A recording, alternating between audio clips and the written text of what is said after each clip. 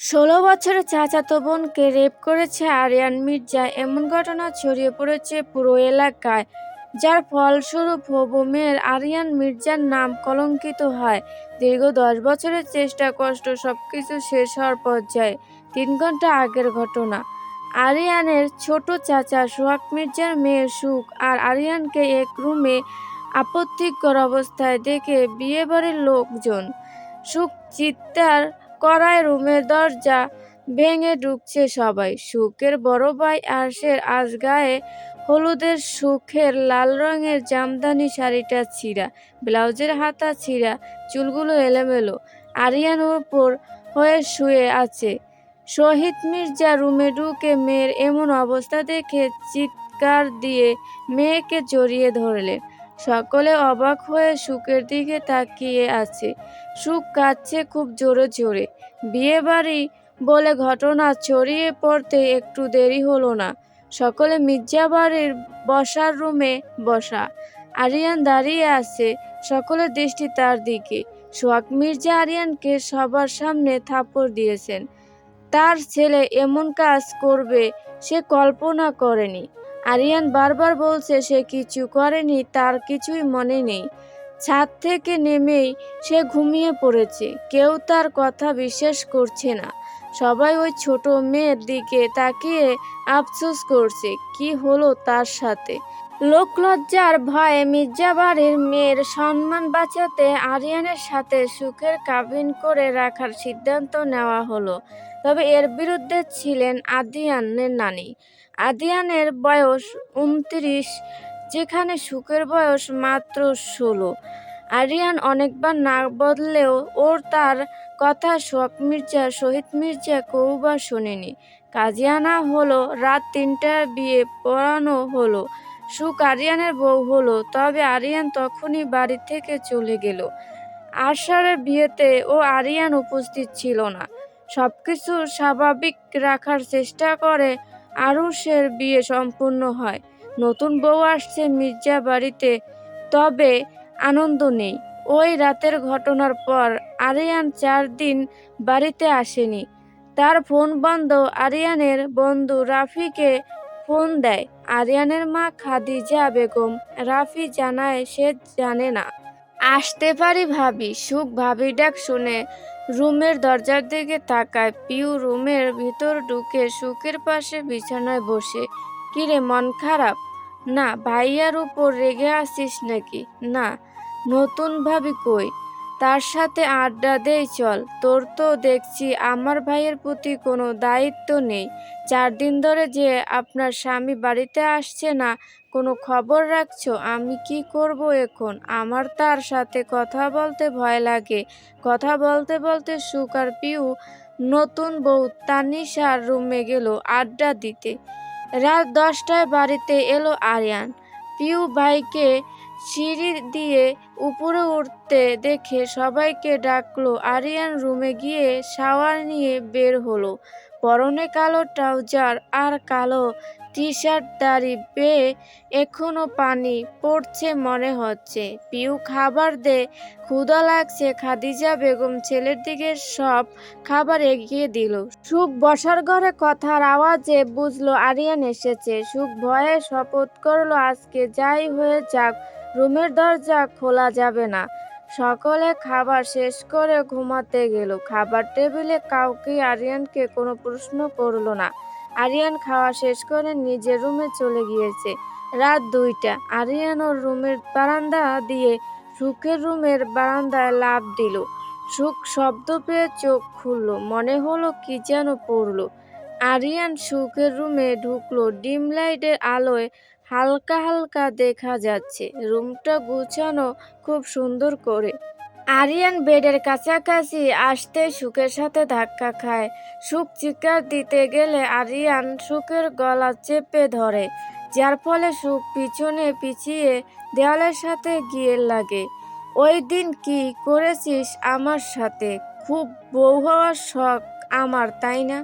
তোকে ছোট বোনের চোখে দেখেছি পিউ, আর তোকে কখনো আলাদা ভাবিনি।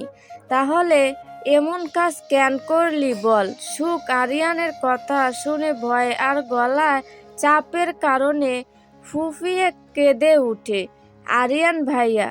সুখের গায়ে সাদা রঙের একটা থ্রি পিস, গলায় হালকা কাজ, ওড়না না থাকায় বুকের কিছু অংশ দেখা যাচ্ছে। ফর্সা বুকের উপর কালো তিলটায় আরিয়ানের চোখে পড়ে।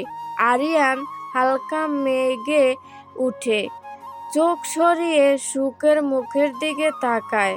চুপ, শুনে রাখ, তোকে আমি বউ হিসেবে মানি না, আর না কখনো মানবো।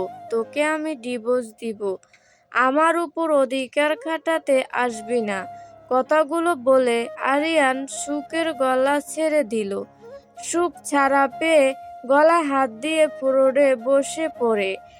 আরিয়ান এবার আর বারান্দা দিয়ে না দরজার ছিটকিনি খুলে হাত বাড়ায়, তখন পিছন থেকে সুখ বলে উঠে, কেন, আপনি কি তানিশা আপুকে ভালোবাসেন? আপনাদের সত্যি সম্পর্ক আছে? আরিয়ান সুখের মুখে তানিশার সাথে সম্পর্কটা শুনে পিছন ফিরে তাকায়। কি বললি? বলেছি আপনার মামাতো বোনের সাথে আপনার কিসের সম্পর্ক? ওর সাথে আমার কোনো সম্পর্ক নেই, ফালতু কথা বলবি না। আমার চরিত্রের দাগ তো লেগেই গেছে, আর কত। আরিয়ান সুখের রুম থেকে বের হয়ে গেল। আরিয়ান নিজের রুমে ঢুকে দরজা বন্ধ করে দিয়েছে। করিডোরের শহীদ মির্জা দাঁড়িয়ে দেখছে আরিয়ানকে সুখের রুম থেকে বের হতে। শহীদ মির্জা মনে মনে বলল, কি নির্লজ্জ ছেলে, বিয়ে মানি না বলে এখন আবার লুকিয়ে বউয়ের ঘরে যাওয়া। গত 4 দিন আরিয়ান রাফির বাড়িতেই ছিল, সেই কথা কেউই জানে না। রাফি আরিয়ানের রাগকে ভয় পায়, তবে বন্ধুকে কট খেয়ে বিয়ে করতে দেখে সেও মজা নিয়েছে খুব। সুখকে রাফি ছোটবেলা থেকে দেখেছে, আরিয়ানকে বুঝিয়েছে মেয়েটা সুন্দরী, কিউট, দেখতে মেনে নে। আরিয়ান ওর কথা কানে নেয়নি। আরিয়ান রাজনীতির পাশাপাশি বিজনেসটা খুব ভালোভাবেই চালাচ্ছে। পার্টনারশিপে আছে রাফি। মির্জা বাড়ির বিজনেস দেখে সোহাগ মির্জা আর শহীদ মির্জা 2 ভাই। আরিয়ান সকাল সকাল রেডি হয়ে না খেয়ে অফিসে চলে গেছে। পরিস্থিতি হালকা স্বাভাবিক মনে হলো। পিউ কলেজে আর সুখ স্কুলে। বাড়িতে খাদিজা বেগম আর রাবেয়া বেগম 2 যা কাজ করছেন চিকেনে। আসুন হবু মেয়ের, আপনাকে ওয়েলকাম। রাফি উকি দিয়ে আরিয়ানের পিছনে তাকিয়ে বলল, ও মা, মি আরিয়ান, আপনার মিসেস কোথায়? মার খাবি? না না, তাহলে চুপচাপ চল। বিয়ের ঝামেলা শেষে প্রায় 10 দিন পর স্কুলে আসছে সুখ। এইবার এসএসসি পরীক্ষা দিবে, বেশি দিন বাকি নেই। স্কুলের প্রিয় বান্ধবী তুলির সাথে দেখা হওয়া মাত্রই জড়িয়ে ধরল। কি রে, আমাকে ছাড়া কেমন দিন কাটলো? খুব খারাপ বান্ধবী। সুখ ঘটে যাওয়া সকল ঘটনা খুলে বলল তুলিকে। তুলি শুনে হাঁ হয়ে রইল। কেটে গেল 2 মাস। ঢাকা 8 আসনের মেয়ে হলো আরিয়ান মির্জা। সকলে মিষ্টি মুখ করছে, পার্টির ছেলেপুলেরা বস্ক বাজিয়ে নাচছে। এলাকার রাস্তায় মিছিল বের হয়েছে, যাকে পাচ্ছে তাকে মিষ্টি খাওয়ানো হচ্ছে। কাজ শেষে রাত 2টায় আরিয়ান আর আরুষ মিষ্টি নিয়ে বাড়িতে ঢুকে সকলকে ডেকে উঠায়, চিৎকার করে। যদিও সকলের খবর শোনার পর জেগেই ছিল, আরিয়ান শহীদ মির্জা সোহাগ মির্জাকে মিষ্টি খাওয়ালো, সকলে খুশি হয়েছে। আরিয়ান সবার সামনে হঠাৎ বলল, আমি সুখকে ডিভোর্স দিতে চাই। আরিয়ানের মুখে ডিভোর্সের কথা শুনে থমথম খেয়ে গেল সবাই। সিঁড়ির কাছে দাঁড়িয়ে থাকা সুখ আরিয়ানের দিকে অসহায় দৃষ্টিতে তাকিয়ে আছে। আরিয়ান যে এমন সিদ্ধান্ত নিবে তা কেউ কল্পনা করেনি। শহীদ মির্জা ছেলের দিকে রাগী দৃষ্টিতে তাকিয়ে আছে। কি বলছো তুমি? বুঝতে পারছো মেয়েটার জীবন শেষ হয়ে যাবে? তোমরা কেন বুঝতে পারছো না বাবা? আমি ওকে মেনে নিতে পারবো না। তার থেকে ভালো হয় আমাদের ডিভোর্স করিয়ে দাও। সোহাগ মির্জা বড় ভাইয়ের আদেশে সকল কাজ করেন। তিনি এই বিষয়ে কিছুই বলেন না। যদিও তার মেয়ের ভবিষ্যৎ নিয়ে কথা, এটা সম্ভব না। তোমার সুখের সাথেই সংসার করতে হবে, এটাই লাস্ট ডিসিশন। অনেক রাত হয়েছে, উপরে যাও। তুমিও শুনে রাখো বাবা, আমি এই বিয়ে মানি না। তুমি হয়তো জানো তোমাদের কাগজে কলমে বিয়ে হয়েছে, সুখের বয়স 18 না হওয়া পর্যন্ত ডিভোর্স সম্ভব না। আরিয়ান কথাগুলো শুনে সিঁড়ি দিয়ে উপরে যাচ্ছে আর চোখে একবার সুখের দিকে তাকিয়েছে। সেই রাতে সুখ নামাজে দাঁড়িয়ে প্রচুর কান্না করছে। ওই দিন রাতে অমন কাজ না করলে যে এখনোই আরিয়ান ভাইকে নিজের করে পেত না। কিন্তু এখন কি হবে, পেয়েও হারিয়ে ফেলবে। সুখ কি করবে? ও যে কিশোরী বয়স থেকে আরিয়ানকে ভালোবাসে। আল্লাহর কাছে অনেকভাবে দোয়া করলো সুখ। ভোরের দিকে জানামাজের ঘুমিয়ে পড়েছে। সকালে আরিয়ান খাবার টেবিলে বসেছে, সুখ পাশেই বসে খাচ্ছে। পিউ সুখকে ঘুরতে যাওয়ার কথা বলছে। আরিয়ান পরোটা শেষ হয়েছে। সুখ একটা পরোটা আরিয়ানের প্লেটে তুলে দেওয়ার আরিয়ান বাকিটা না খেয়ে উপরে চলে গেল। খাদিজা বেগম তাকিয়ে দেখলেন সবই। সুখকে তার ছেলের বউ করতে তার আপত্তি নেই। কেই বা থাকবে, দেখতে মাশাআল্লাহ সুন্দর, তেমন লক্ষ্মী মেয়ে। নির্বাচন শেষ হলেও আরিয়ান খুবই ব্যস্ত। আজকে একটা মিটিং আছে, তাই একটা সাদা পাঞ্জাবির সাথে সাদা প্যান্ট, গায়ে কালো চাদর। মেয়ের বলে কথা। সুখের সামনে পরীক্ষা। বাসার রুমে সোফাতে বই নিয়ে বসে টিভি দেখছে আর পড়ছে। মাঝে মাঝে পিউর সাথে দুষ্টুমি করছে। আরিয়ানকে পাঞ্জাবিতে নিচে নামতে দেখে হাঁ করে তাকিয়ে রইল সুখ। কিরে, নতুন করে ক্র্যাশ খেলি নাকি ভাইয়ার উপর? মুখ বন্ধ কর, মশা ঢুকে যাবে।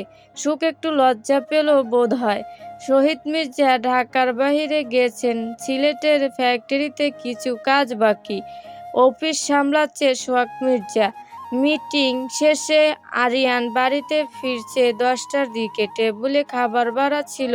খাদিজা বেগম ছেলে আসার অপেক্ষায় ছিলেন। খাবার খেয়ে আরিয়ান উপরে চলে গেছে। খাদিজা বেগম বোঝানোর চেষ্টা করলেন, অনেক লাভ হলো না।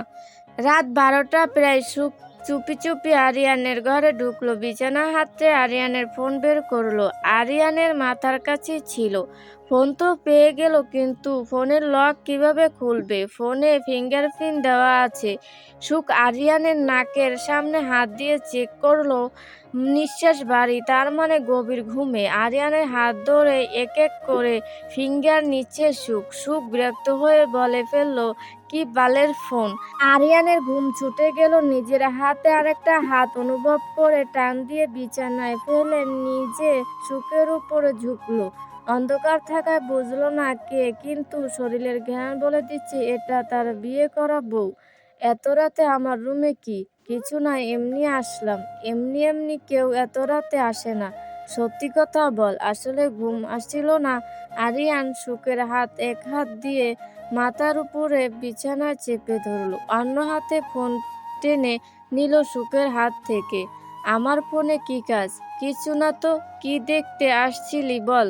আপনার কোনো রিলেশন আছে কিনা তাই? থাকলে তোর কি? সুখ সঙ্গে সঙ্গে বলল, আমার অনেক কিছু। আরিয়ান মুচকি হাসছে। অনেক কিছু কি? আপনি কেন রিলেশন করবেন বউ থাকতে? বউয়ের দায়িত্ব বুঝিস? আরিয়ান সুখের কানের কাছে ফিসফিস করে বলল, আমি স্বামীর অধিকার খাটালে তুই আধমরা হয়ে যাবি। সুখের কান লজ্জায় লাল হয়ে উঠল। তারপরও বলল, আপনি তানিশা আপুকে ভালোবাসেন? তুই ভালোবাসার কি বুঝিস? সুখ কিছু বলতে পারল না। আরিয়ান সুখকে ছেড়ে দিল। আমার রুমে যেন তোকে আর না দেখি। সুখ উঠে বিছানার পাশে দাঁড়ালো। মনে সাহস নিয়ে একটা কাজ করে ফেললো। আরিয়ানের ঠোঁটে চুমু খেয়ে দৌড়ে চলে গেল। আরিয়ান ঠোঁটে হাত দিয়ে বসে রইল। এ হাঁটুর বয়সী মেয়ে এমন কাজ করবে কল্পনা করেনি আরিয়ান। সুখ কালকে রাতের থেকে আরিয়ানের সামনে পড়েনি। লুকিয়ে চলছে। কিভাবে যাবে ওই লোকের সামনে? লজ্জায় মরে যাবে না তাহলে? আরিয়ানের রাজনৈতিক সমাবেশের কাজ আর অফিস শেষে সবার সাথে খুব কমই দেখা হচ্ছে ইদারিং।